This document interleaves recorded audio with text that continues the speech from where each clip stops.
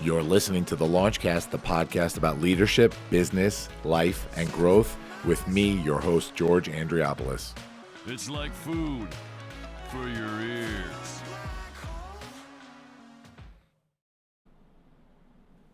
Fasten your seatbelts. Launch sequence. Launch sequence activated. Launch sequence activated. 5, 4, 3, 2, 1. Woo!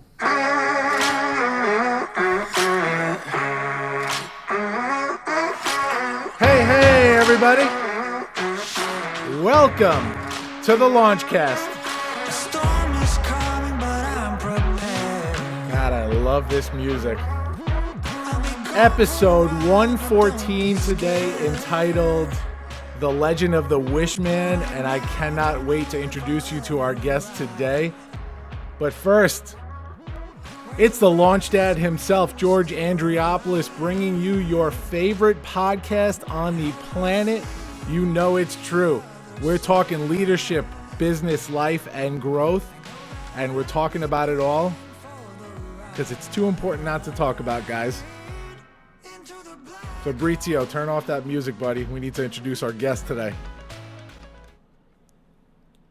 My guest today is I will say this is a dream guest for me.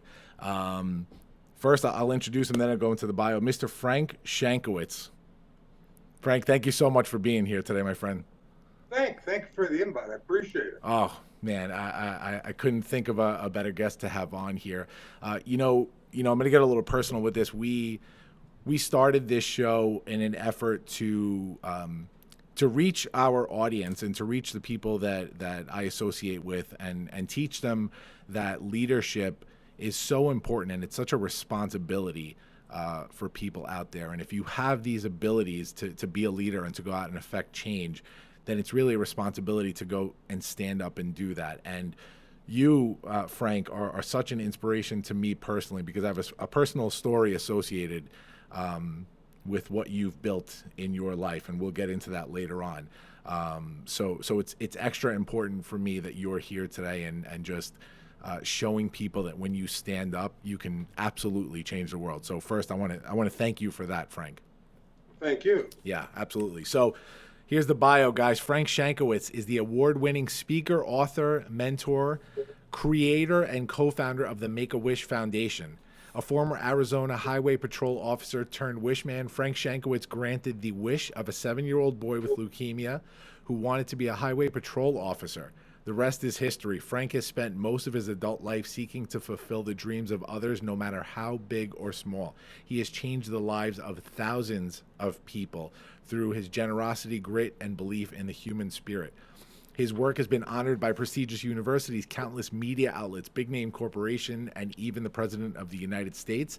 His life story was recently told in the movie Wishman, now streaming on Netflix, and we'll get into that later. And of course, he authored the book of the same name, which inspired the movie. Wow, I never thought I'd be doing this intro, Frank.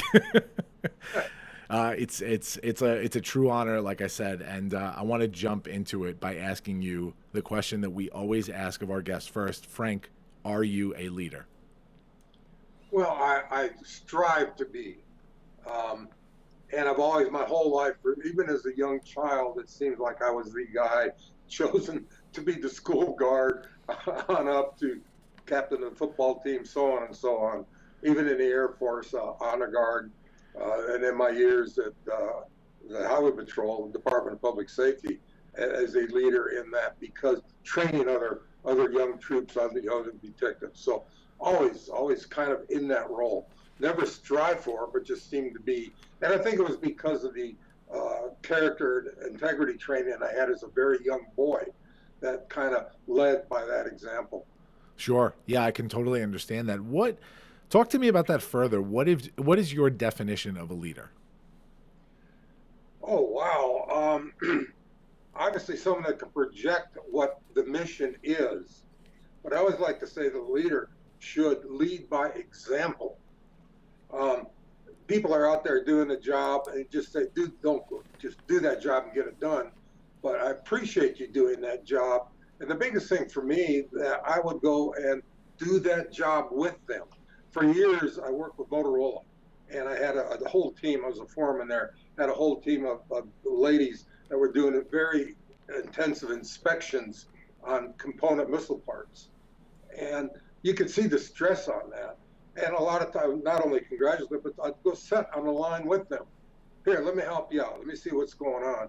And then I'd say, am I doing this right? Do we have a better way to do this? What suggestions you have? But then also, let's take a little break. Let's go have lunch. Let's go. It's on me today. Just appreciate everything that they're doing.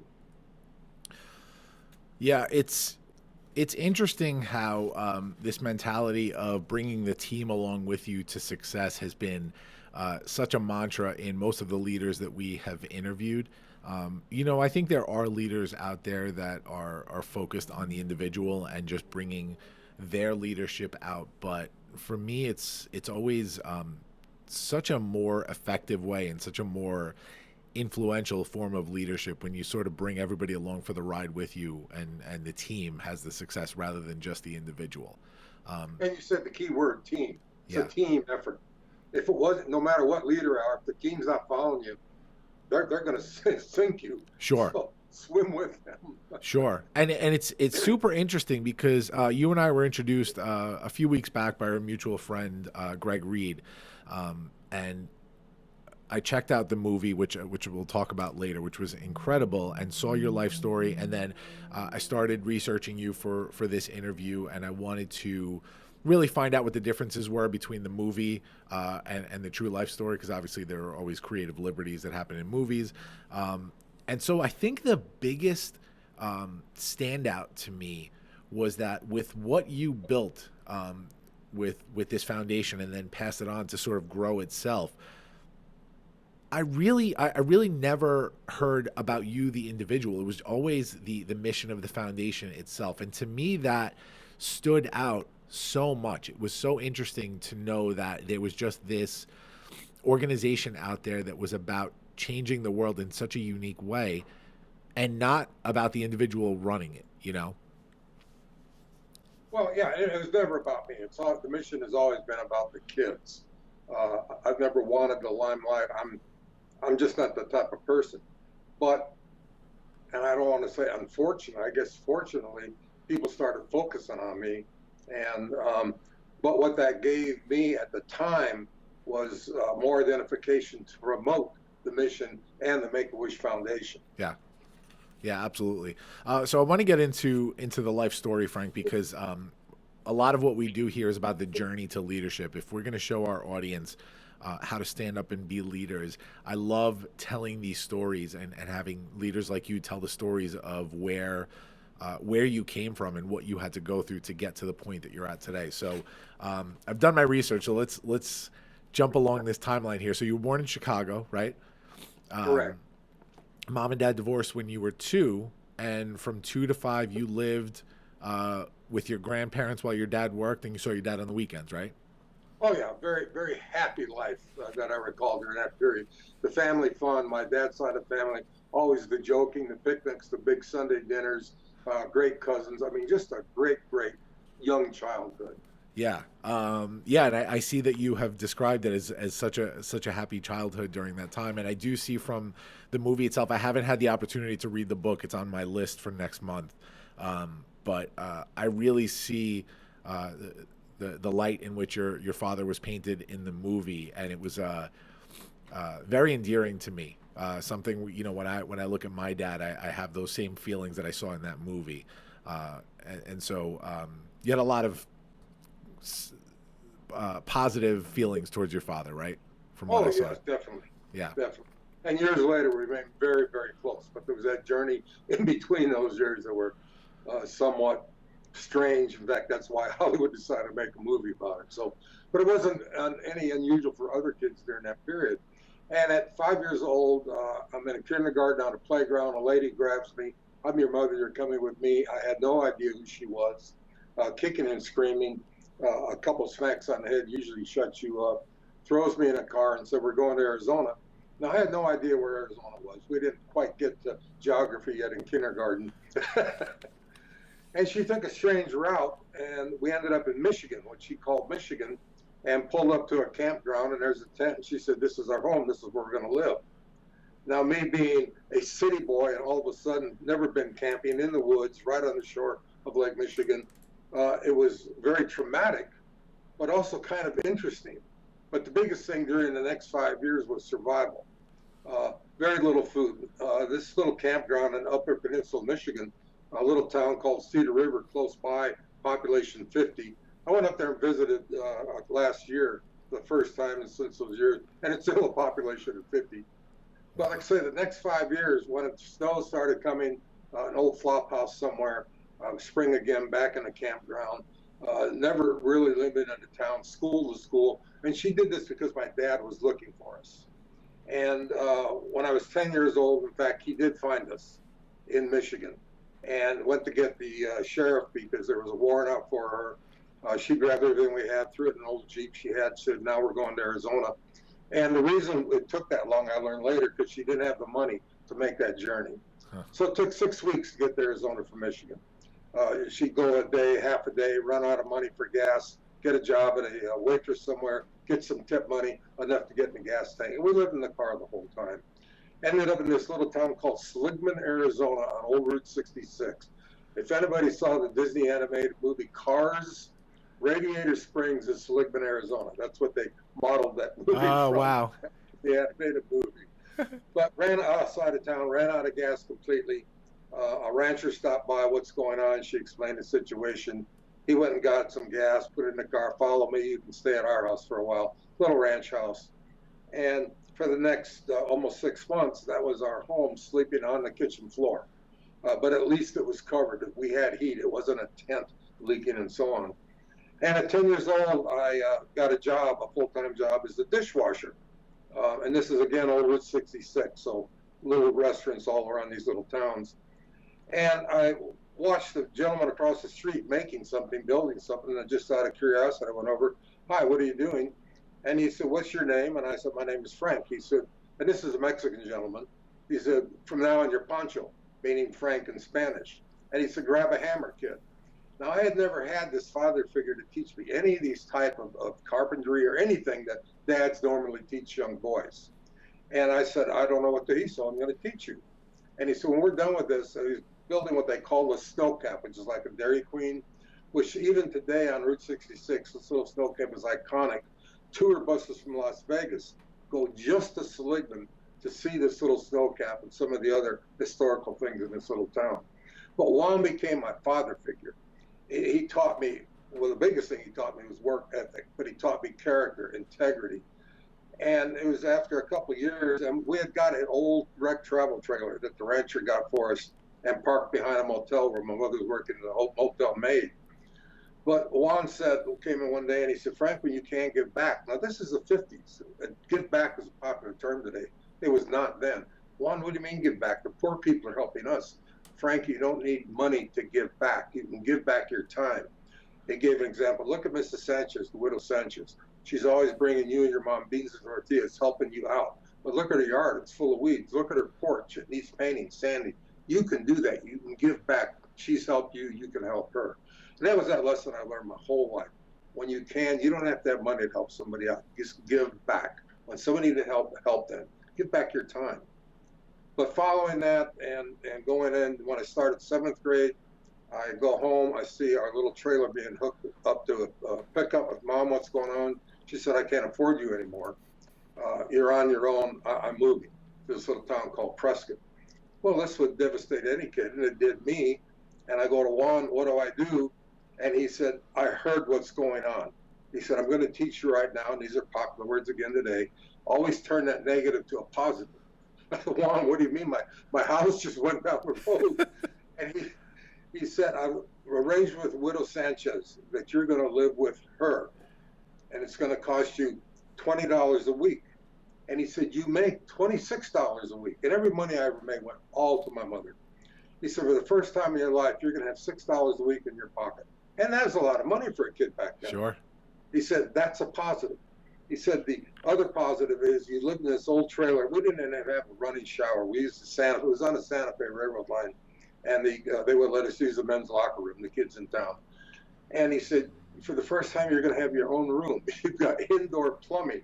Those are positives. He said the biggest positive is she's the best cook in town.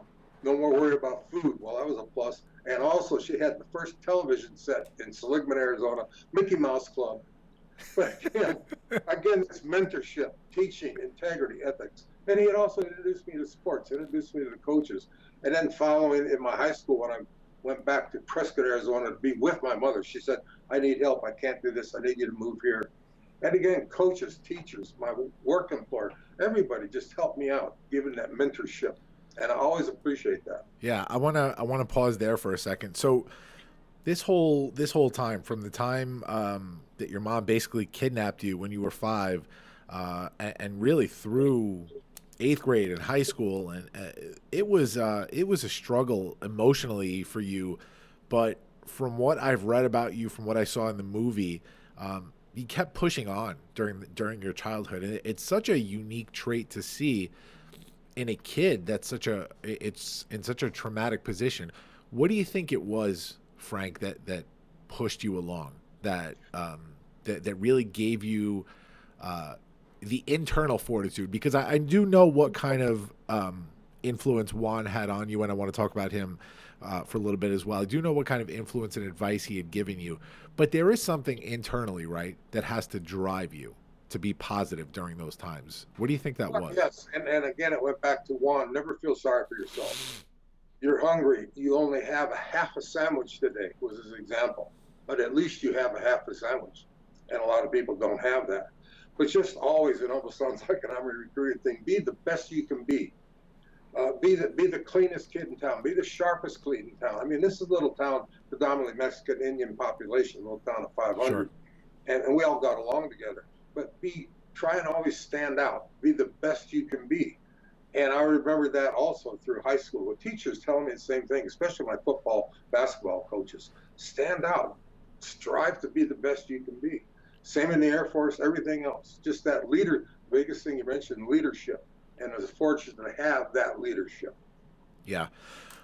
We talk about on this show a lot, Frank, something that I like to call spark moments. I've told my story on the show a little bit, and I want to get into that with you in a little while.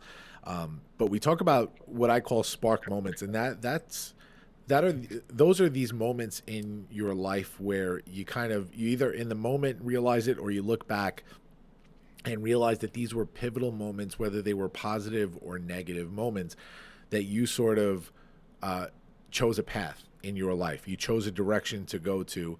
And again, be it positive or negative, if it was positive, great. If it was negative, you learned that lesson down the line.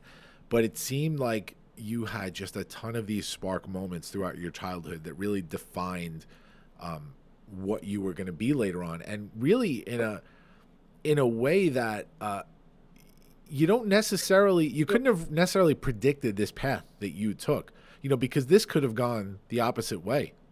This could have totally gone the opposite way. You could have really led a horrible, horrible existence in your adult life, but you chose to go in a different path. Talk to me about, and I know what I've seen in the movie, and I can't wait to read the book itself, but talk to me about what kind of influence your father had on you and that drive that your father gave you. Well, and I didn't know my father that much, except for that ages 5 to 10. I never really saw him. But he was a hardworking man. He worked one of the type things where from high school, just never went to college. But there used to be like Sears Roebuck, there was Montgomery Ward.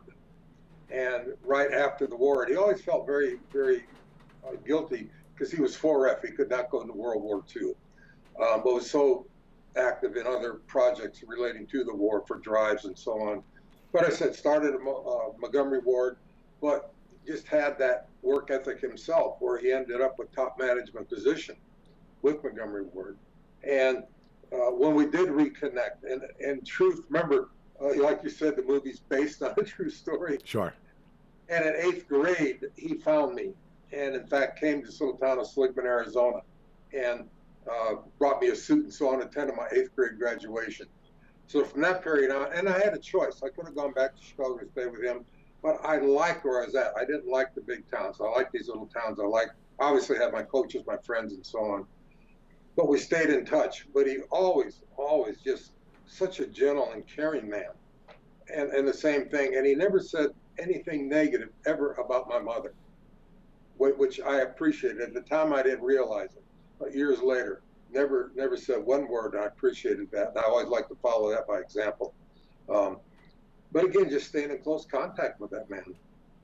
Yeah, it's incredible what you kind of went through and how you took those influences in your life in order to remain a positive person. We talked about Juan a little bit. Now, what's interesting is for those that have seen the Netflix movie, and for those that have not seen it yet, we're going to share all the links in our show notes later on. You have to check out this movie. I was so surprised. I watched the movie because, again, our friend Greg was one of the producers of the movie. It was based on your life story. I got to know you a little bit, and so I made it my mission that weekend for my wife and I to watch the movie, and I was blown away by how good it was, and let alone the story itself was so incredible. What's interesting is you mentioned Juan and how he came into your life as a father figure. Now, a little factoid about the movie is there's only 3 people in the movie that use their real names, right? And it's you, your wife, and Juan, correct? Correct, yes. Right. And that was one of the things I begged, I insisted on. Yeah. Luckily for this whole screenplay, I had script approval. I've worked with Hollywood before. I know how they like to embellish. And that's why it took us so long to, Theo Davies, the director and screenwriter, to write that screenplay, because I kept saying, no, But one of the things was mentioning Juan's real name. And he said, we can't do that. And I said, wait a minute, I'm still close friends with them. Juan passed away about 10 years ago. But I'm very good, close friends with the family. And I said, I'll get the permission of the family. Of course, when I asked them, you went, yeah. And what's so neat was the family was on set when we were filming locations in this little town of Sligman, Arizona.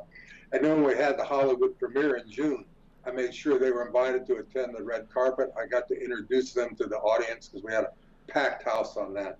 But just so much, and it was that pay back, give back, acknowledge that man, what he did for me, and make that family proud of their father, grandfather. It's so great. You mentioned before, Frank said to you, when you can, I want you to give back. You don't have to have money to give back. And the other piece of advice was always learn to turn a negative into a positive. Now, on the front end here, it looks like one of those motivational posters, those 2 lines. They're very cliche, but when they're given to you in a situation where somebody is really acting on their advice and not just giving you advice, they're really living that advice, it has a big influence on you, right? Oh, sure, yes. And like I give advice all the time. And I tell people, I'm going to give you a suggestion. I don't say you have to do this. You should do this. I'm going to say, I suggest you do this based on my life experience, especially with nonprofits and that. And then filter it out. Think about what it is. See if it's going to work for you. Filter out. Some of it will, some of it won't. Go that way.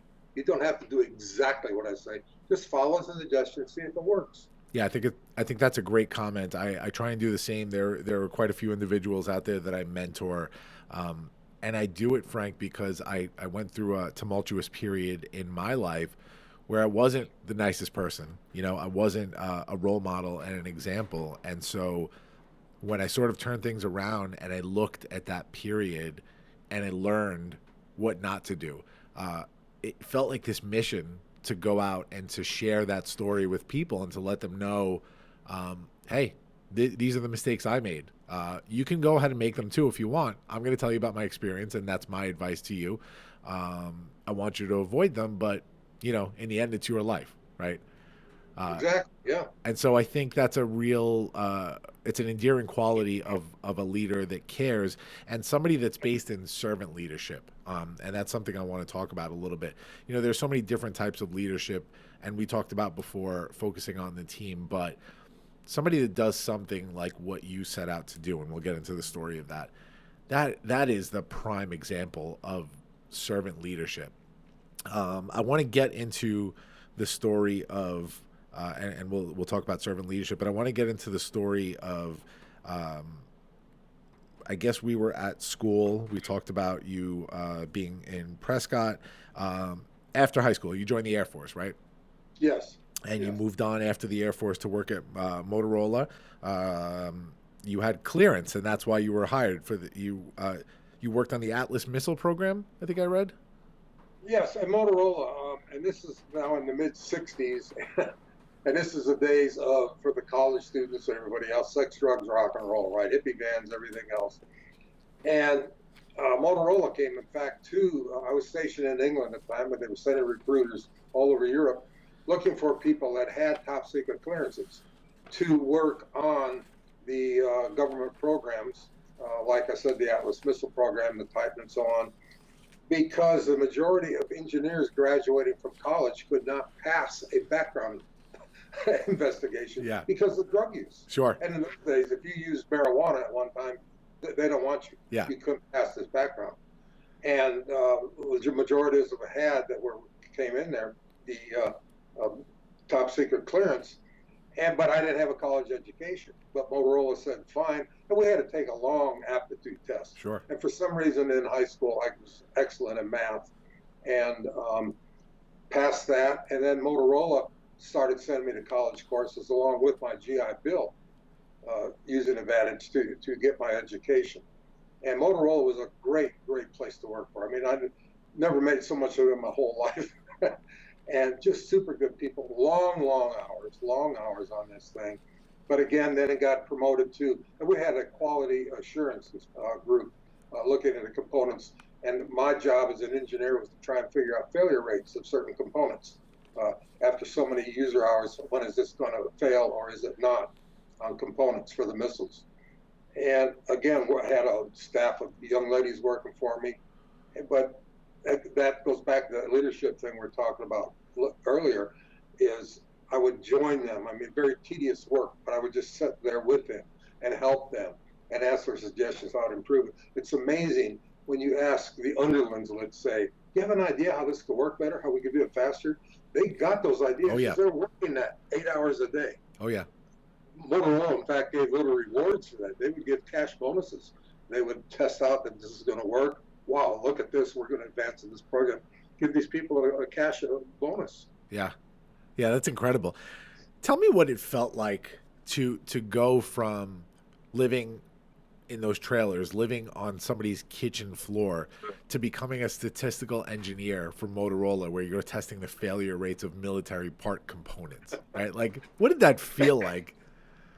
Well, it allowed me, along with the GI Bill, to get my first house. I mean, buy a little house. It cost $10,000 back then for a house.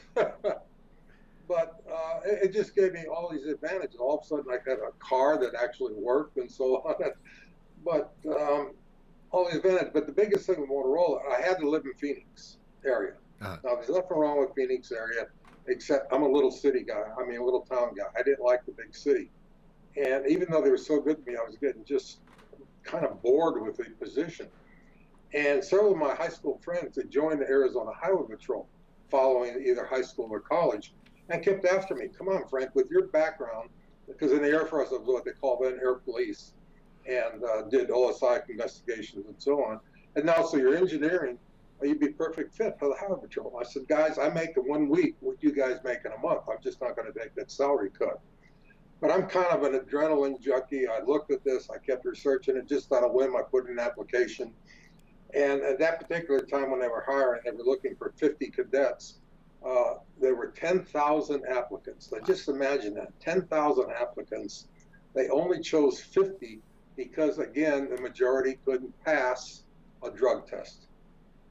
They just, again, this is the days, and even if you smoke marijuana once, you're not, and I had never used any type of drugs ever back then and to this day. So that was the greatest career choice I ever did, was to get the Highway Patrol. And my first assignment was a little town called Yuma, Arizona, as a car officer. And while down there, I would continue my college classes. And the football coach came up one day and he said, Frank, he said, have you ever heard of Special Olympics? And I said, no, coach, I haven't. He said, well, first of all, I knew your high school football coach, and that's how I recognize your name. And he said, but Special Olympics, I'd like you to start teaching with these kids. And he explained the program, and I thought, well, God, Coach, that sounds like kind of fun. And on my off-duty time, I teach these kids a basketball throw, softball throw, football throw. I had so much fun with these kids. And one day, I'm just kind of laughing with these young boys, and oops, Juan, I think I'm starting to give back. This was the first opportunity that I ever had since those days to start giving back. Yeah. But just really enjoyed that program. That's when I started the whole thing of working with the children. Yeah. Wow. Incredible. And so there was a day, that fateful day, when you were involved in a high-speed chase at 85 miles an hour with a drunk driver, right? And another drunk driver, if I'm correct, cut in front of you, and you broadsided him and crashed, right? Yeah, I was told the crash was spectacular. the highway patrol, and I was still down in the Yuma area, and they're going to start a 10-man motorcycle tactical unit. It was going to work the whole state of Arizona. Yeah. And in fact, our initial training was with California Highway Patrol in California. And our equipment was identical. Our uniforms were almost identical, except obviously ours in Arizona. But, and we would work 2-man teams. We'd be in town, just like Chips. And Chips became very popular during this period. And for the people that don't recognize that name, it was about the adventures of 2 California Highway Patrol motorcycle officers, Ponch and John. And it was very popular with the younger kids. The demographic of that show was about 7 years old to 15, 20 for the boys, and 7 years old to about 50 or 60 for the women, because of Ponch. Eric Estrada was such a charismatic guy. Yeah. But our whole team was sent to this little town of Park, Arizona, population 2,000.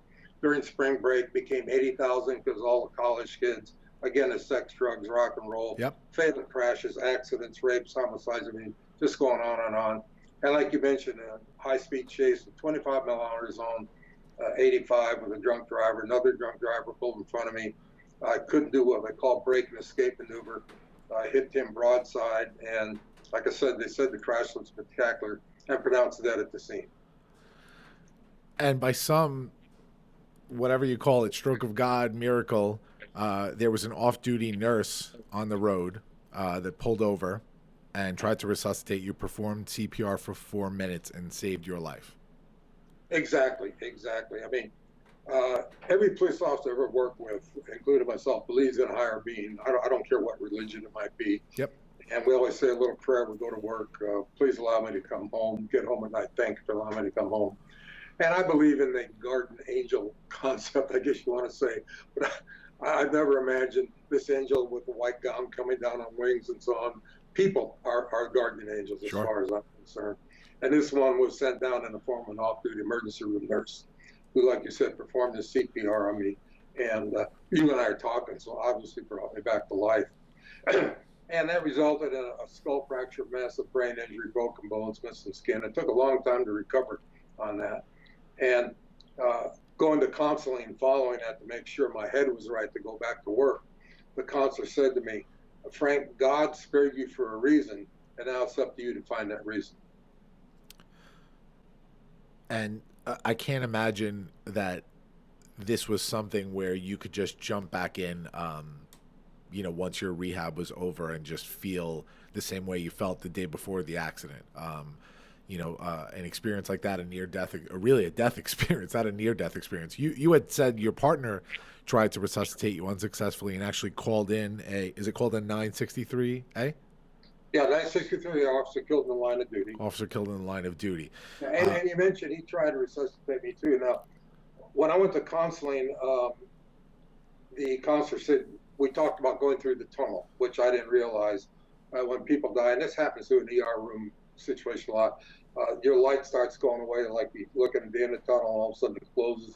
As you're brought back to life, that little light opens and it comes back. And she said, do you recall anything, what your senses were? Because your senses start coming back. And I said, well, and I never thought about this before. I said, I recall the sense of smell, something very sweet, something real nice. The sense of hearing, I can hear my partner yelling, she brought him back, I can hear sirens. He's alive. What are they talking about?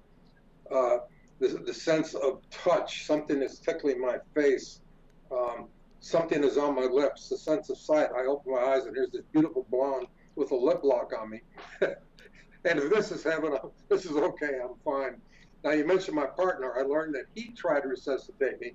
Now, if I would have woken up to him, big, ugly guy, bushy mustache, full of bugs, I probably would just went back under. So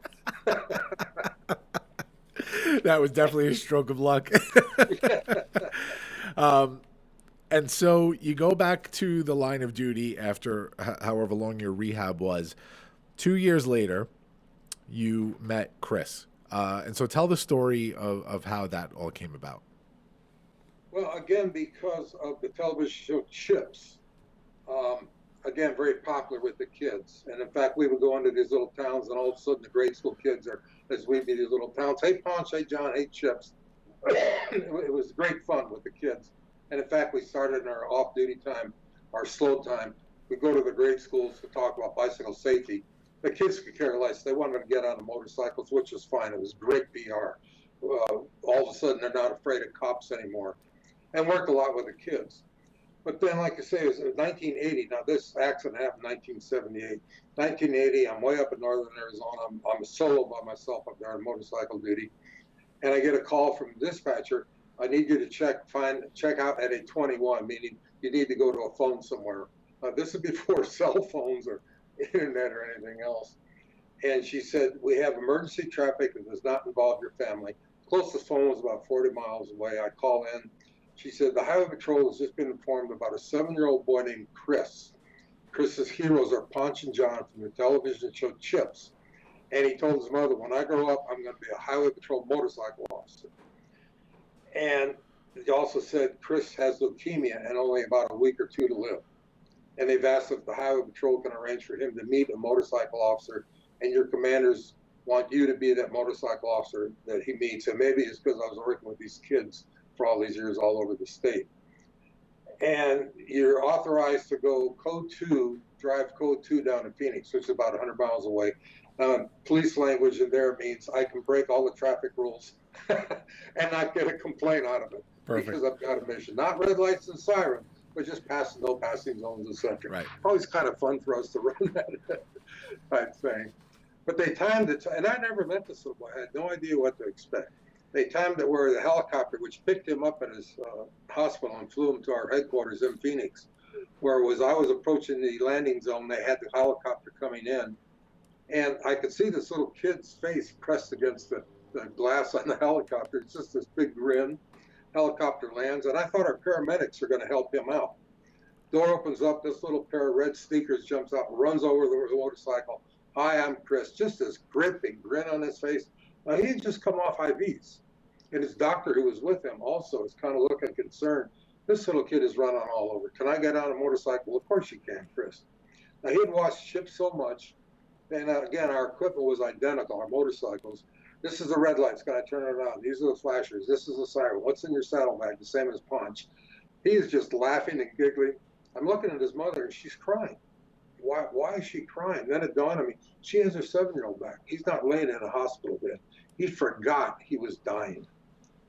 But Chris went on that day to become the first and only honorary Highway Patrol officer. At that time, we had a custom-made uniform made for him, the smoky hat, the whole thing. The biggest thing for him was his motorcycle wings, which made him a motorcycle officer. And unfortunately, a couple days after that, Chris passed away. And I was like to think maybe those wings helped carry him to heaven. And my commander said, we've learned that Chris is going to be buried in a little town called Kewanee, Illinois. We have lost a fellow officer. I would like you and your partner to go back into Illinois and give him a full police funeral, wow. Which we did. Now, again, before days of internet or anything, but the TV stations started picking us up. We're met in Chicago by all the major networks. They followed us down to this little town of Kewanee. They had spread the word to the state police, the city police, the county police, Illinois State Police, the county, the city police, all met us in this little town, give this little boy a full police funeral. He was buried in uniform. His grave marker reads, Chris Gracious, Arizona Trooper. But flying home, I just started thinking, here's a boy who had a wish, and we made it happen. Why can't we do that for other children? And that's when the idea of the Make-A-Wish Foundation was born, maybe 36,000 feet over Kansas or somewhere. It's unbelievable. It's unbelievable. And I did read somewhere that Chris took a turn for the worse, and this was actually in the movie as well. Chris took a turn for the worse, and you were called. You made your way to the hospital when the wings were ready, and when you pinned the wings on him, he came out of his coma shortly. Yes. Yeah. It's like a scene out of a movie, which it is. Which it was. Yeah. Yeah, his uniform was hanging right by his bed. He's in the coma. Just as I pinned on those wings that were very important to him, he came out of the coma. Just a very weak voice. Am I a motorcycle officer now? Yes, you are, Chris. His wish had become true. And he asked for his uniform. He's rubbing the wings. He showed his mom a big hug, and a couple hours later, he passed away. Unreal. The Launchcast is sponsored today by the Leadership Experience, a coaching masterclass. Intentional, unconventional, thoughtful leadership from keynote speaker, CEO, nonprofit board member, and TEDx executive producer, George Andriopoulos. Hey, that's me. Guys, the music's getting louder, which either means that this is a can't-miss epic course, or that Fabrizio fell asleep at the controls again. Registration opens on February 1st, and we are beginning on March 1st. This music is so damn loud, and that means it's going to be amazing. And Fabrizio's pay is definitely getting docked this week. Join us, the Leadership EXP, for details. You don't want to miss this. So after Chris was buried, and you flew back to Arizona and you came up with this concept, I read somewhere that when Chris had said to you, "I wish I could be a motorcycle officer," that was really the first time that you acknowledged the power of the word wish, right? Well, that's the first time I heard the word wish from that little boy.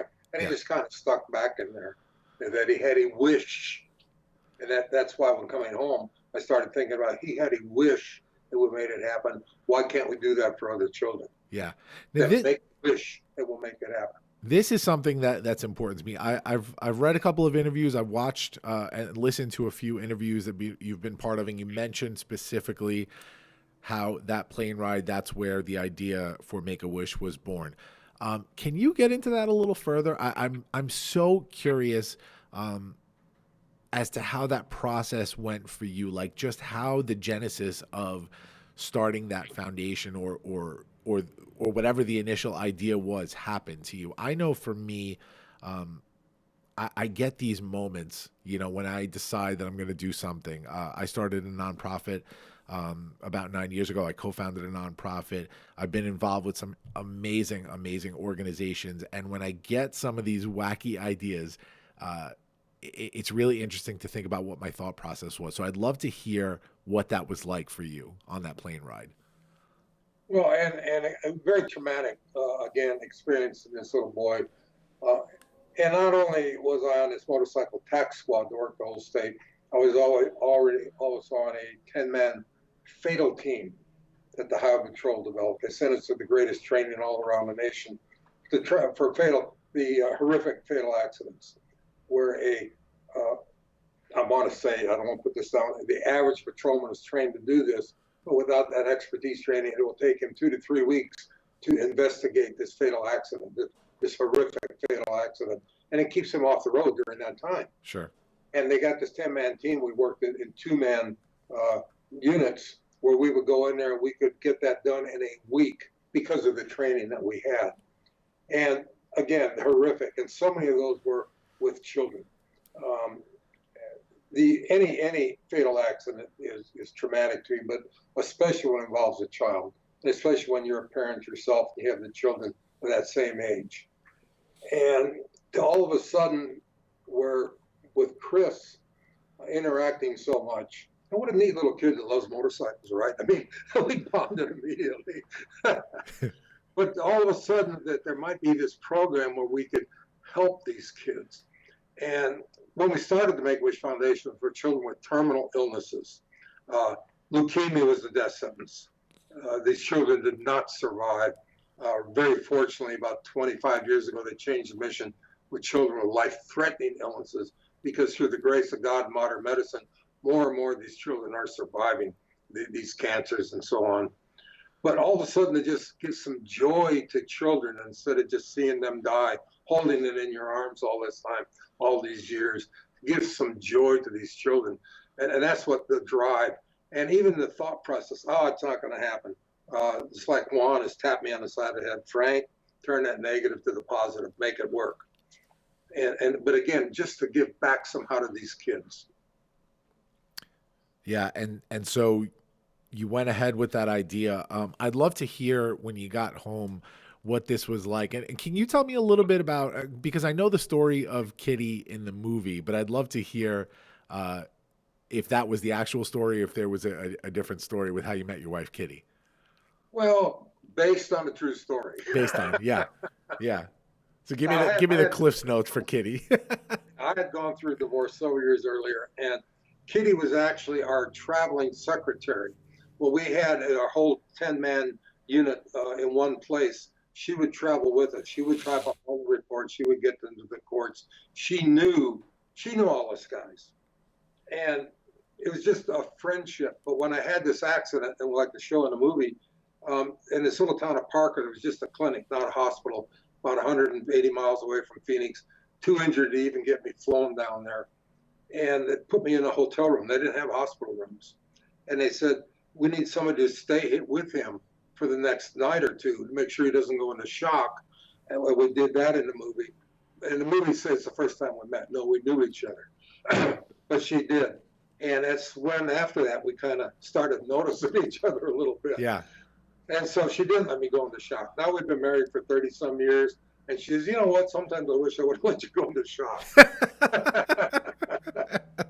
I can understand that. Really started that romantic relationship from that incident. Yeah. So a lot happened from that. Not only lived, but met Kitty, and it started the foundation all because of that accident. Well, I'll tell you that we have a lot of parallels, and this is sort of a full circle moment here because I have a little bit of a story. So you went on to become the first president and CEO of Make-A-Wish Foundation, and then you sort of handed over the reins saying we need to give this to professionals that know what they're doing better, and you went into an ambassador role for a time. And so this organization went on to grant, I think, over 500,000 wishes and really change the world. And so I'll tell you a little bit about myself, if you don't mind, Frank, and tell you where we parallel here. And so I've told this story a million times on this podcast, but basically I went through a divorce almost 10 years ago, 9 years ago now. And I wasn't the greatest person before that. I really focused a lot on my career and making money, and my focus wasn't in the right place.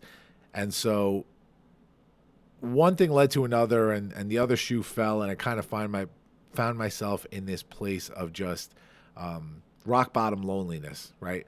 And so that year, I was introduced to a really unique situation. An acquaintance of mine, 15-year-old girl who went to the same karate school that I went to, did karate as a hobby, was diagnosed with rhabdoid cancer. Her name was Shannon Sirks. And so Shannon, when I had found out, I was in the pharmacy industry during the first half of my career, and heard about this, and something called out to me, and I said, I think I need to get involved. And so I called a few of my friends that knew Shannon well, and we, sort of went into action, came up with some ideas, and one thing led to another, and we had decided to start a foundation to aid not only her, but children like her. We did this all in secret because we wanted to surprise Shannon with this. And so this is sort of where my mentality started changing when I got into this role of doing something for other people rather than just myself. Shannon was an incredible human being who brought me so much in my life.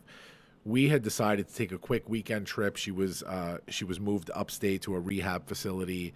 She had lost the use of her legs and partial use of her arms and everything. And we took an impromptu trip upstate New York to visit her.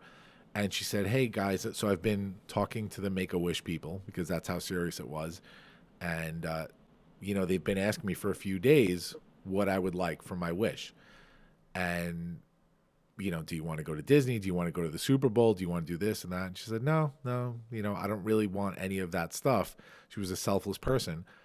And she said to them, I'd like to start a foundation to help people like me. And we said, well, surprise, we just registered for Shannon's Fight, a 501c3 that's going to be aiding families of children in medical crisis financially. And so it was such an incredible moment because I saw this person who was using her wish, right? That she could have had anything in the world and she wanted to help other people with it. And I think that was the very moment that my life completely changed, where I knew that I had to be the person that I always wanted to be, and subsequently, Shannon got better for a while, and then her cancer came back, and she was, diagnosed as terminal, and Make-A-Wish came back around again. And what she did was she asked for a trip to Taiwan. Her mother is Taiwanese. Asked for a trip to Taiwan because, Western medicine was failing them at the time. They wanted to give a shot to some Eastern medicine and visit her grandmother in Taiwan. And they had this family trip that was unbelievable. Make-A-Wish also paid for a photo shoot because Shannon was 17 at the time and knew that she would never get married. And so she wanted to have a wedding photo shoot with her family, with her mother and father and her 2 sisters. And so, this whole experience of what Make-A-Wish gave to her was so incredible for the family. For me, going through the whole experience, this really traumatic experience, and coming out the other side with this greater understanding of giving back and how much it matters, was huge, because it not only gave me a new perspective on life and a new mission on life, it also gave me, after my divorce, I met Shannon's sister, Colleen, which I eventually married, and and now we have been married for 2 years. And so, it's really crazy to think how giving back just has this exponential growth, right? You start this foundation all these years ago, and 30-something years later affected our lives and caused this huge change in her life and my life that sent me down this incredible path. And so it was really just unbelievable when I got to speak to you and meet you over the phone and hear and talk to you about these experiences, because I want you to understand what an effect you've had on people's lives. Well, and it's called a ripple effect, Yes, too. yes. Exactly what happened to you, a ripple effect. And it's happened constantly for over 40 years right now. Now, I wish I had an assistant because of this movie, DVD sales, and then when it went on Netflix, I get, and I'm not boasting, I'm very flattered this, 40 to 50 emails every day, either Facebook private messages, emails, whatever it might be, through my website, about what an impact the movie made on them. And the majority of these are related somehow to Make-A-Wish.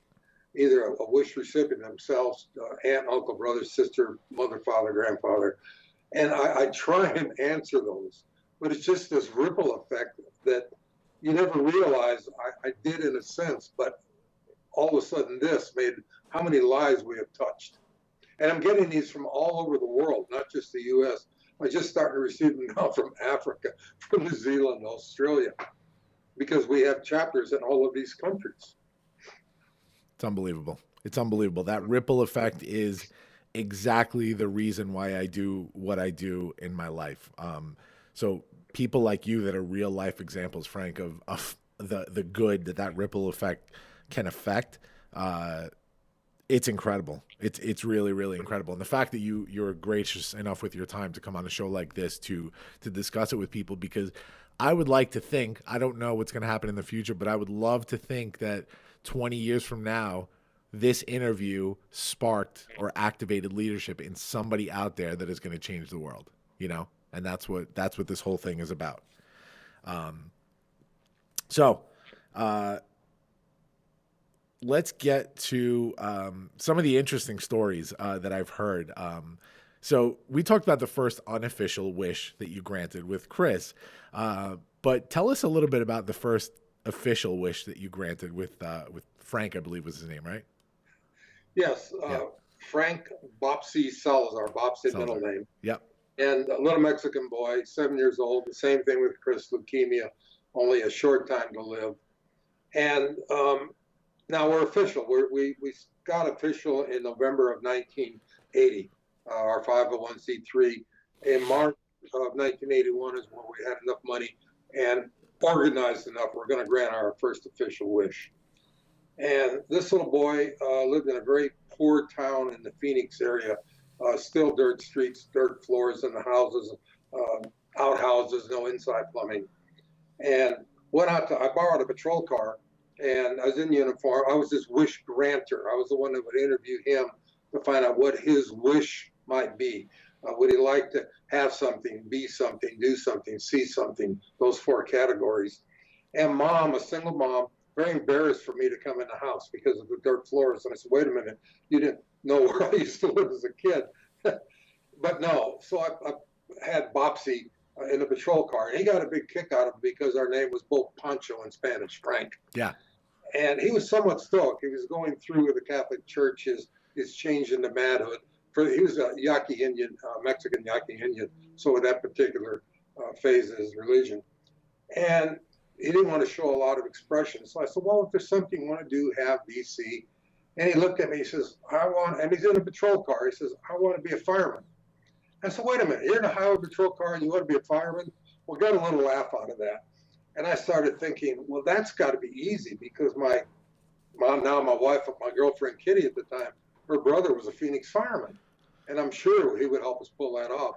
And he says, no, I want to ride in a hot air balloon. And I thought, wow, that's easy. My friends in Prescott, where I grew up, have a hot air balloon. And then he said, no, I want to go to Disneyland. Now that threw me a little bit because we hadn't thought about an out-of-state travel wish per se. So I said, well, let me go back to the board and talk about it. And a child only gets one wish. That's in our charter. That's still in effect today. Went to the board, and I said, what I'd like to do is break the charter immediately and grant all 3 wishes. We're going to get so much press out of this, it's going to get us on the map, not just in Arizona, but nationwide. And the Phoenix Fire Department came through. I mean, what a great day they set for him, complete with a custom-made turnout suit his size, sliding down the fire pole. It was in March. He's got one of the ladder trucks in downtown Phoenix, spraying all the cars. It was a beautiful day. The people come out. What, did it rain? The hot air balloon, the same thing, and the press is picking all this up. I went to the board and I said, now, the Disney thing, and I told the secretary, which was Kitty, she was our secretary, one of the founders also, and I said, call Disney, see what you can arrange here, and we'll get enough money, hopefully, to send us over. She keeps calling Disney, and they would not talk to her. Now, what we learned later, she was saying we're the Make-A-Wish Foundation, we'd like to send this little boy over, terminal illness, if we could get free admission, and just get him to the front of the lines. He's very ill, he's in a wheelchair, and we learned later they get these bogus requests all the time. And now this is 1981. So, and she said, I don't know what to do. They won't talk to me. I said, well, let me call them. And I called over there and got the secretary, director of public relations. And I didn't say this is Frank Shankwitz, president of the Make-A-Wish Foundation. I said, this is Officer Frank Shankwitz, Arizona Highway Patrol. I can almost imagine this. There was a little pause that this gal set it up a little straight. And she said, well, what is this about? I said, I have a warrant for one of your people. Well, guess who I got to talk to? The director of public relations. Disney doesn't like this story, but I've told it at some of their big conventions. They get a little laugh. Yeah. They're very protective of their brand, right? Sure. But I got the gentleman on the phone, and the first thing I said was, I just lied to you. I said, I am with Arizona Highway Patrol. I did not have a warrant. Here's my name. Here's my badge number. Here's my supervisor's name and phone number. All you have to do is call him, and I will be terminated immediately. But will you please listen to my story? Well, he listened to my story, fortunately. And because of that, started that relationship with Disney for now over 40 years. I mean, just hundreds of millions of dollars that Disney has helped with our children, donations, everything else. So I like to tell people, sometimes you got to lie a little bit, but qualify that lie right away. Yeah, absolutely. Yeah, and so they went rolling on to grant hundreds of thousands of wishes after that. And there's so many people out there that pride themselves on being top wish granters. I know John Cena is one of the top wish granters. Dwayne Johnson was one of them. so incredible how these different communities have mixed to really help to create change in the world. I want to move on to the story and how this was retold. And so you had the opportunity. I think you were approached by Greg Reed about your story, right? For the movie, or You tell me. How did this all go down? I was still active homicide. I eventually left Highway Patrol and went into our criminal investigation division, working first narcotics and then homicide, where I spent majority of my career. I spent 42 years total with the state police. And I had met a young lady, Clarissa Burt, who was a model. We were doing an event up here in Prescott, and she said, "You need to meet this guy named Greg Reed." And I said, "Well, I don't know who that is." Next day, I get a call from Greg. "I'm Greg Reed. I'm flying you over to San Diego. I want to talk to you." Now, I don't know who this guy is. And I said, "No, thank you." And he kept calling. So finally, I did a Wants and Morris check on this guy. Is this a relative of somebody I put in prison or whatever? And he's clean. And who doesn't like San Diego, right? So, okay, got some days off, flew over there, and that started this greatest relationship. He just started talking to me for a couple hours. He handed me a dollar bill. He said, "Someday I'm going to make you wealthy." Well, I haven't quite done that yet, but it just started this great relationship. And he asked me, he said, "How much do you charge for your speaking events?" And I said, "Well, I speak for Make-A-Wish all over the nation, literally as far as ways like Saipan, Guam, and so on. I don't charge, just my foundation." Yeah. He said, "No, I want you to start speaking at paid events." And I never thought about this. So again, a mentor at my age, and this is in 2011, to start this whole new career. Attended his couple of events. He said, "You are just knocking them out. I want you to be involved in the documentary I'm making. We're going to interview on stage and be part of this documentary." I said, "Okay, great." And I'm doing this, and some of it was set up, the audience reaction and that. And the director afterwards came over, Theo Davies, introduced himself. He said, "I've never seen an audience reaction like I've seen with you." And he says, "We need to make a movie about your life." I said, "No, you don't." He said, "Yes, we do." And I thought they meant a documentary. He said, "No, a feature film." A feature film. And then he got Greg involved, and Greg became the producer of the film. Long story short, 6 years later, we had a movie out called Wishman. But again, it was all because of just a chance meeting with Greg, and then him mentoring me, and look what it led to. Yeah. Side note on that is Greg is just an incredible human being that is based in service. I met Greg in a sort of a unique situation where I host a TEDx here in my hometown of Farmingdale, on top of being a keynote and TEDx speaker myself. And so there was an individual that told a story. He was a brand new speaker, totally green, and told a story about how Greg changed his life and turned him around into a person that became somebody who was always looking for counsel and in order to build his intuition and help him make better choices. And when he told me this story about Greg, as I worked with him, as I mentored him on his speaking and helped him cultivate his first TED Talk, I reached out to Greg one day and I said, "Hey, just through his website email, I said, "Hey, I figured you would just want to know this, but this individual that you invited to your house in San Diego and gave this life-changing advice to, he's doing it. He's doing it, and he's doing a TED Talk. It's one of his life goals. And I figured if I mentored somebody, I would want to know when they succeed. And so I just want to let you know." And wouldn't you know, he called me 5 minutes later. Called me on my cell phone 5 minutes later. "How can I be of service?" And so we've developed a friendship as well, and it led to meeting you. So now the film itself, I will tell you my honest opinion here, Frank. I wanted to watch it because of Greg. I wanted to watch it because of you, and of course in preparation for this interview. I expected a great story, a feel-good story, and I expected it to be, because it wasn't a big budget theatrical release kind of movie, I expected it to be a B movie in terms of acting. And I can't even tell you how not only was the story just completely amazing and such an amazing plot to the story, but the acting too. I mean, this is an A+ to me. I mean, I was sobbing watching this with my wife and thoroughly satisfied as a person that loves movies, I don't sit here and rate movies, but it was incredible, man. You guys did a phenomenal job. Everybody that was on it did just a phenomenal job with this. Well, and during, of course, like I said, the whole pre-production, that was 5 years just in pre-production. But when we finally started filming in 2017, we got the cast and crew together. And I think everything comes together, not only just, Theo Davies, the director, was the one that just brings that whole, meshes everything together. But the team beforehand, selecting the actors and the crew, and 3 days in, I could see where everything's gonna mesh together. I've worked with Hollywood before. I've worked with directors, the boss stomping and this and that. Everybody wanted to work for Theo.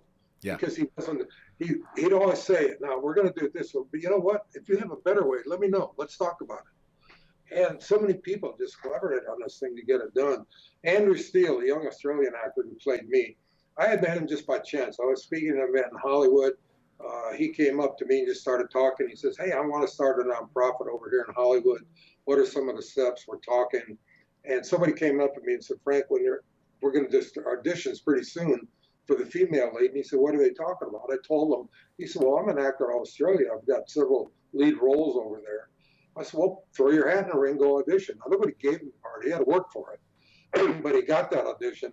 But then for the next year and a half, this gentleman worked so hard, working with me, working with my mannerisms, came into my little town, just hung out for a couple of weeks. And even on set every day, so many people be taking breaks. When he's taking a break, he's got the script in front of him. Yeah. Looking for the next lines.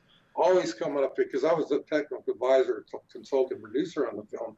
How should I do this? What do you think I should do on this? Give me ideas. And I felt so good. And all the actors did that. Every actor on there. And especially Theo come up. Okay, we're going to do this. Do you see any changes? Can we do this? Should we? And I come up sometimes and suggest it. We're going to do that. I suggest it. And he wouldn't just say no. He'd say, no, Frank, and this is the reason why. Sure. Again. And that's why he meshed with all of these actors on there. Yeah. And we had so many fun actors, especially Larry Wilcox, who Chips. I mentioned Chips. Robert Pine, who plays my motorcycle sergeant. I was looking for that character that had that same personality as my true motorcycle sergeant. And I knew Larry Wilcox. I met him several years ago. And I kept thinking, Robert Pine is perfect. On the show, he had that same personality. Larry contacted Robert. Robert read the screenplay, said, I want this. He auditioned for it. He got it. We're good friends today. The three of us like to hang out. Oh, that's great. That's great. Let me ask you, speaking of the actors, because this was an interesting question that I had. What was it like teaching Andrew Steele how to be Frank Shankwitz? I don't know if I taught so much, but he just observed. The biggest thing was, well, we had to send him, first of all, through motorcycle training. He had not ridden motorcycles. And then when he finished regular motorcycle training, we got a retired CHP motorcycle officer over in California to work with him to teach him the police way of riding a motorcycle. Nothing against the civilians, but there's a whole difference on there. And then weapons training. But the biggest thing was the dialect, because he had obviously that Australian accent. And he worked on that. Now he went back to Australia a couple of times, and he forgot the time zone between Australia and Arizona. And 3 a.m, I would get a conference call between him and a dialogue coach. Frank, I need to read this line. He'd read the line, dialogue coach would say, I'd read the line first, then he'd read it. Dialogue coach would say, you got to do your accent, your implication just a little bit better. And it was so much fun working with him. That's great. And then just hanging out, the walk, the talk, smoke. He didn't smoke cigars. Yeah. And I'm a cigar smoker, so smoked a lot of cigars. Yeah, I don't know the real people here, but the way this was cast was just it was so well done. Kirby Bliss Blanton that played Kitty was great in the movie, and then some of the names that we know, like Tom Sizemore playing Sergeant Mason, was awesome. Him and Frank Whaley, you just like love to hate them in the movie. Oh yeah. Yeah, they were incredible. Especially Tom Sizemore, you mentioned. Now, Tom Sizemore, every day on set, he would always have a football in his arm because he was going to be a pro football player, and an injury stopped that. Oh, I didn't but he know always liked to have a football. And when we're doing in locations in downtown Preston on the courthouse plaza area, all grass and everything, a lot of the kids from town, I was here watching the movie. Pretty soon when we had breaks, he'd be playing football with the kids. And they just love it. They just That's love great. it. That's great. Down to, And they're all like that. Everybody. Danny Trejo. I was going to say, Oh my gosh! Up in little town of Seligman, still population of 500, and majority ranchers and Indian reservation. They come into school, so there's maybe 20, 30 kids total live in the town, and they would be on that set. And he would just joke around, have fun with them. Then he would go into character and scare the hell out of them, scare the hell out of everybody. And then the scene break, and he'd go back to just regular Danny, laughing. And the kids had so much fun. He's signing autographs. Just a true gentleman. That's Machete right there. He's a legend. Yeah. He's a legend. Still stay in contact with him. That's great. I want to talk a little bit about, before we wrap up. So this is an interesting question. You have this your biography. You have this movie that's really a legacy of your life. And I think what was really smart about the movie was, I went in expecting a story of Make-A-Wish movie, and that's not at all what it was. This was the story of Frank Shankwitz. And I don't want to give anything away, but that name isn't even mentioned until the last couple of minutes of the movie, really. And so I thought it was done so honestly, and it was just so many smart choices in the movie. What I'm interested in is when you watch this thing for the first time, and I don't mean through edits and that process. I mean, you sit down for the first time to watch this. What was that feeling like?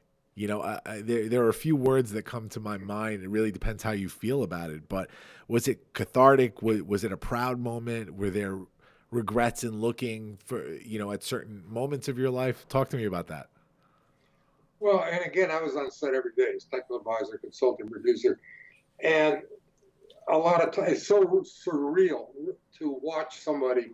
I mean, I'm watching a scene. I'm very emotionally watching the scene. I don't know about me, but I'm watching the scene, and all of a sudden, wow, that's me that they're doing. It just, and some of it was laughter. A lot of times it's little tears, and especially when they recreate the death scene. And the gals on us, we call it Video Village, all the gals in there. And the crew, are you okay? I said, well, it must be the dust out here or something. I'm getting tears in my eyes. Just to watch all that. And real quick, if we have time, we'll talk about the ripple effect. I work with the script supervisor. We were usually the first ones on the set every day. We would look at the set for the day. We'd look at the script. We'd look at the continuity, etc. And lovely young lady named Kenny Del Toro. And she knew who I was. She knew what the movie was about. The third day in, when everybody's kind of meshing, getting to know each other, get in there, good morning, Kennedy. She comes up, give me a hug, and start crying. And I mean, really crying. Kennedy, what's wrong? What happened? I'm a wish child. I mean, now people are coming in when she's telling her story. Everybody is crying. With just that ripple effect that, and again, she wasn't supposed to survive at 11 years old. Her wish was to go to Hollywood to learn how to be an actress. At 17, she went into remission. Make-A-Wish, New Mexico, sent her to Hollywood to go to acting school. During school, she became more interested in the technical side. And after school, they asked her if she would be an intern for the summer and as a script supervisor. And she said, well, yeah, I'd like to try that. Halfway through the year, the regular script supervisor did show up a couple days. The director said, she's fired, you're hired. This young lady is all over the world just because of a wish. And I made sure when we had the premiere in Hollywood that she was invited, her and her boyfriend, who was also one of the crew members, and identified her, brought her up to stage so people could meet her and what the effect of the Make-A-Wish Foundation has on people. That's incredible. But then to see it for the first time, I'd seen it in little TV settings and that, but the Hollywood premiere was the first time we saw it, a lot of us on the big screen, the sound. And all of a sudden I'm realizing what the director was looking for in the sound, in the color, in the camera angles, and that you could see it on the big screen different than you can see it on television.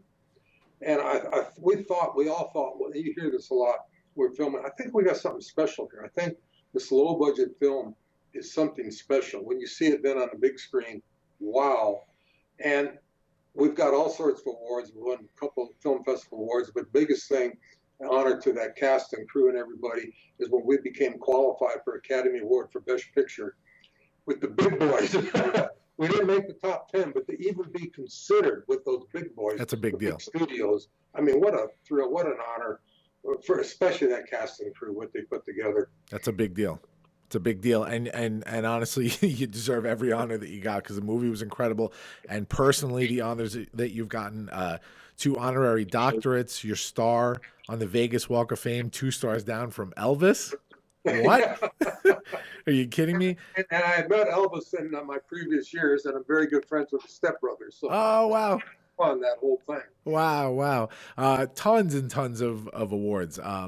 And so you're out there now. You spent, like you said, 42 years of your life in the Arizona Police Department, retired, and you're out there now. You're on the stages. You're doing this movie. Just you keep spreading the goodness that is Frank Shankwitz. I love it. Ooh, the Big Talk Academy, our newest sponsor. Guys, you have a story to tell. You want to make an impact, and damn it, you are ready for more. I know all about this journey. You see yourself on that big stage, so what are you waiting for? I know you're ready to take that big stage, and you are probably freaking out about how to do it, but relax. The Launch Dad's about to tell you how to do it. And if I'm the Launch Dad, then this lady right here that I'm going to talk about has got to be the Big Talk Mama, because she has helped to bring to life more talks on big stages that you could possibly imagine. Award-winning director, speaker coach, and producer Trisha Brook, she founded the Big Talk Academy, and she founded it for you. This is a 12-week virtual certification program, and she's going to teach you how to identify your big idea, craft your big talk, and learn to pitch like a boss. She and the other members are going to support you along the way, and I know all about this community, guys. It's incredible. And they're going to help you realize your dream of becoming a sought-after speaker. In Trisha's community, you might be on the big stage by yourself, but you are never alone. Group calls twice a month. You can ask Trisha anything and get the support that you need to take things to the next level. Guys, the Big Talk Academy, it's waiting for you, and so are your big stages. Let's do it. What's next? What's on the horizon now? Well, like you said, the speaking, I'm already booked in 2021. And I'm so fortunate, George, I have this new career. When I retire, what am I going to do? I don't want to sit at home. And through Greg Reed and then these other accomplishments have allowed me to get this platform to be on the speaking stage. But the biggest thing to me is this give back thing. Is I'm now on 6 different nonprofit boards, several startups that we want to do. Do I have time to mention just real quick some of these? You have as much time as you want. Yeah. One is Level Up Homes. We're out of Seattle. This is, again, as a startup. We just got our 501c3. When a foster child turns 18, they are removed from the system, is the polite way to say it. They have nowhere to go. They're kicked out of the system. They're homeless. And we're developing, starting in Seattle, group homes where these foster kids from 18 to 23 can live so they can finish high school, go to college, trades, whatever it is, become that adult. We will mentor them and get them so we're not on the streets selling drugs, whatever they might have to do to survive. Broadway Hearts, a very fun one. I know several of the actors, actresses from Phantom of the Opera on Broadway. And the young lady named Jessica a couple of years ago said, I want to start this nonprofit where we can entertain the kids. So we've got our 501c3 there. I'm on that board. They go to the local hospitals in the New York City area, get cast and crew. They go in there and do the dances, songs, all the Disney type things the kids love. And they were already asking, how can we get these in other cities, theatrical cities around the country? Wow. Project Kind out of New Jersey. What's that one called? Pardon? What is it called? Project Kind. Uh-huh. This is out of New Jersey. A young lady just came up a couple of weeks ago to visit me in Arizona and said, I need help on this. And she is getting work for the homeless people where they can get food, they get clothing, trying to find them temporary shelters. And she's just been picked up as a sponsor by the New York Giants, which is just a big plus for her. Wow. These people are just full of energy. U.S. vets, they have chapters all over the United States. And that's not part of the Veterans Administration. We have one here in my town of Prescott. Our mission, to find the homeless veterans, to get them into temporary housing, get them into counseling, job training, job placement, permanent housing. One of the top nonprofits in the U.S., 86 cents of every dollar goes through the mission, which is unheard of in the nonprofit world. The Wounded Blue, this is out of Las Vegas. People think when a police officer is hurt in the line of duty that the city, county, state, whoever he works for takes care of him. That's not true. He uses his own insurance. He uses his own sick time to get paid. When that runs out, he doesn't get paid. But the biggest thing is PTSD. Over 200 officers killed themselves in the line of duty, committed suicide last year. We're getting these guys into counseling. And agencies throughout the United States, my agency was the same. Sarge, I need to talk to somebody. I need to get the ghost out of my head. If you can't handle it, you're fired. We get them private counseling. Departments won't know about it. Let's get these guys heads straight, get their ghost out so they can be effective and get back to work. And then finally, women of global change. I'm the only male board member based out of California, and worldwide organization. They go in with refurbishing housing, development housing, all in these third world countries, medical supplies, school supplies, like say, water, everything else. Just so happy to be on that board too. So it's all a way of just giving back. And the message of the movie, as you saw, is everyone can be a hero. When somebody needs help, help them out. And that's what I'm trying to do for the rest of my life. You say, what's going on? Well, with all these nonprofits. Unbelievable. I love this. We'll chat after we end the podcast because I have a couple of people that I can put you in touch with for some of these. But yeah, this is just incredible, and it's that life of service that I love seeing this, and I hope that you and I can continue to be friends and work together because this is what I'm about. This is what I'm about. All right, guys, it is time for the big three. The big three from the Launchcast. Big three is, I'm going to list a few things, Frank. You're going to give me your top three for each item that I list. All right? Ready? No. All right. Don't worry. I'll be gentle. All right? First one, top three failures in your life. Marriage.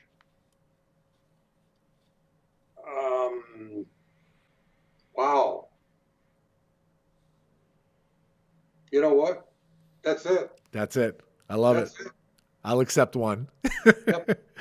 All right. We touched on the story of you and your wife a little bit. I would love to hear your top three moments with your wife, Kitty. Well, obviously when she said I do. Yep. Now I'm going to go back just a little bit on that. When I told our board, when we granted our first wish, we mentioned about Popsy. And I went to our board, someday we're going to be national, international, and granting wishes all over the world. They all laughed at me except this one lady named Kitty. And I got my wish 3 years later when she said I do. So that was one of those top moments of her. Love it. Another top moment, she had never been up to Montana area. I asked her, we're still dating. How about riding on the back of my Harley? We're going to go up to ride through Montana and everything else. We're up in the Wind River Range in Idaho. She asked, stop. The sun is just coming up. I said, what's wrong? She said, she's crying. I said, what's wrong? She said, I've never seen anything so beautiful. Purple Mountain Majesty, look what God has produced. I mean, I knew then I had a special person. Love it. And then another top moment, the edge of the Grand Canyon, when I asked her to marry me, and she said yes. Okay, so that's another one. There you go. Frank, give me your top three spark moments in your life. We talked about these before, those pivotal moments that really paved the path for you. Well, I think number one would be meeting Juan, that mentorship, and then all my and I got to convince all my coaches, teachers, and after school, even in the Air Force years and that. Number two, reconnecting with my father. And we stayed in touch all the years. When we went back to Barry Bopsy in 1980 was the last time I saw my father. But I had an extra couple of days that we could spend together. And we always stayed in touch, And, you know, to see in a movie, we talk about chocolate. Maybe another one from my father was, even when I was in the Air Force, starting when he found me in high school, and through my years in the Air Force until he passed away, every Easter I got this giant chocolate Easter bunny in the mail. Love it. And I always look forward to that. Love it. And I went overseas because it took 30 days to ship back then. Yeah. It was in pieces, and my guys couldn't wait. Hey, is your dad sending an Easter bunny with you? That's great. That's all. And my wife continues that.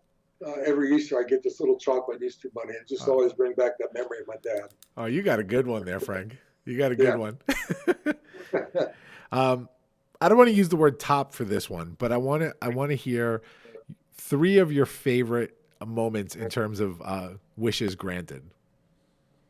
Oh, wow. That's so hard with 500,000 wishes. Yeah.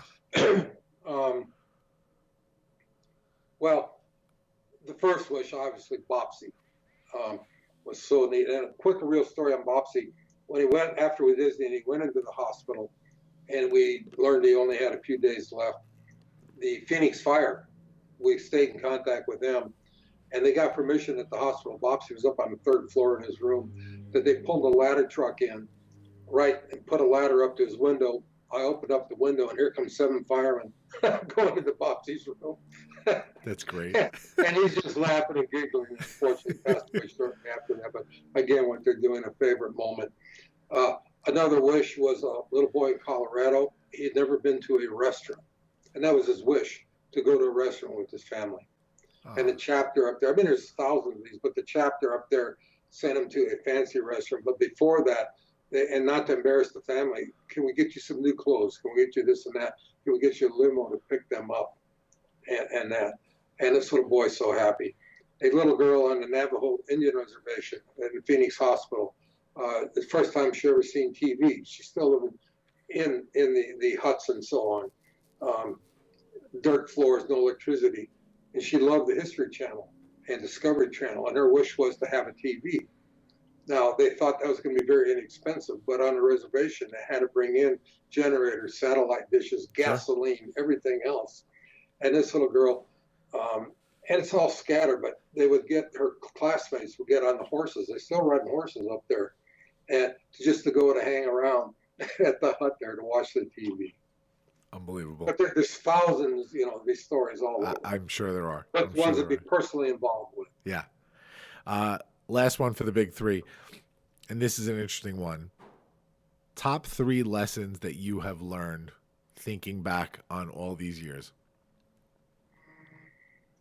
Be humble, give back, help whenever you can. Those almost are all the lessons right there. Yeah. Right there. It's a great way to end it. Time for our spark moment of the day, guys. We are actually going to be talking about that reciprocal effect that Frank and I have been chatting about. Doing good out there in the world, making a choice to stand up and do the right thing. Making a choice to stand up and be a leader, making a choice to stand up and just spread kindness in the world has a reciprocal effect that you could not imagine. I've talked about this on the show today. I've gotten a little bit emotional at what that reciprocal effect has meant for me in my life, and Frank has told a couple of stories, but I'm not going to make this a long one. You do kind things, you spread kindness, and it grows exponentially. It is the only way that we can have a kinder world. People are complaining and worried about all the insanity, all of the hate in this world right now. Start spreading kindness and change it yourself. That's a simple spark moment. Folks, this was truly an honor for me. I want to thank you, Frank, for not only for being here today and sharing your time and being so generous with it. We're over an hour and a half here, almost 2 hours. So I want to thank you for being generous with your time, but mostly I want to thank you just for what you've done for this world. You have made an impact. When people look back thousands and thousands of years from now, and they look at why we went in a certain direction as a people, you will be part of that historical data, and you really move the needle on this planet. So I want to thank you for that and for the person that you are, because for me personally, what you do has meant a lot for me, just in terms of not only hearing your story now, but over the course of the last 10 years of my life on where I've gone. And so people like you standing up and saying, I will do it. I'll be the person to start this movement. So necessary. So I thank you for that, and I thank you for your time today. I appreciate it. It really fun talking to you today, George. And remember, closing line, everyone can be a hero. If somebody needs help, help them. Absolutely. Great way to close it. We'll chat in a minute, Frank. Guys, thank you for joining us on the Launchcast today. We'll be live next Monday, 6 a.m. Eastern Standard Time, Apple Podcast, Pandora, iHeartRadio, Spotify, everywhere where podcasts are available. Keep watching us. Follow those links. We will post everything in the show notes. Thanks for joining us, everybody. Launch sequence terminated. Into the black hole. Thanks for listening to the Launchcast today. Please make sure to subscribe to this feed wherever podcasts are available. Follow me, George Andriopoulos, at Launchpad CEO on Facebook, Twitter, or Instagram. And make sure to visit our website, guys, thelaunchcast.com. Looking forward to the next episode. See you soon, guys.